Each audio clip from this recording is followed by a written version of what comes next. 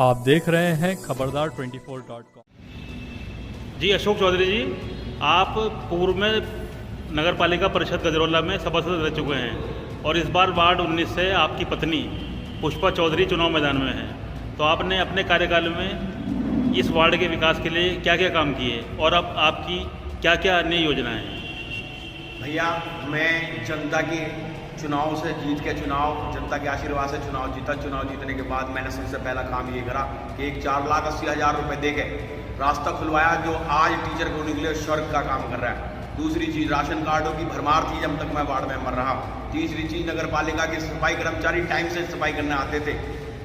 चौथी चीज़, मैंने आज तक मान सम्मान में किसी की कमी नहीं करी। अब आने वाले चुनाव में मेरी पत्नी चुनाव लड़ रही हैं, मैं ये वादा कर रहा हूँ सरकारी अस्पताल में सबसे बढ़िया लाइटिंग की व्यवस्था कराऊंगा जो मेरे ज़माने में थी। दूसरी चीज़, सड़कों का निर्माण मैं कराऊंगा अस्पताल के अंदर भी। ये जिम्मेदारी मेरी है और मैं ये विश्वास दिलाता हूँ कि मैं प्यार में काम नहीं करता, लाठी डंडे से काम करूँगा। नगर पालिका से ये मेरी जिम्मेदारी रहेगी। और मैंने एक सड़क बलबीर सिंह के यहाँ से चौहान अंकल के घर तक बनाई थी, जो मेन टीचर कॉलोनी की सड़क है। उस सड़क को पूरे उत्तर प्रदेश में पहला स्थान प्राप्त हुआ था, जिससे मेरे वार्ड को उत्तर प्रदेश में पहला स्थान प्राप्त हुआ था।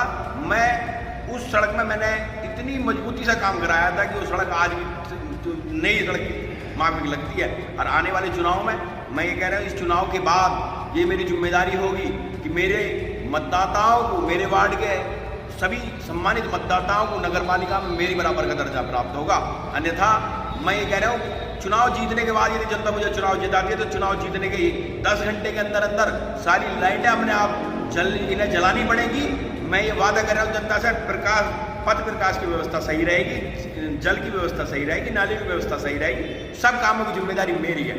नगर पालिका या तो काम करेगी या फिर हम जबरदस्ती उससे काम कराएंगे, जिम्मेदारी मेरी रहेगी।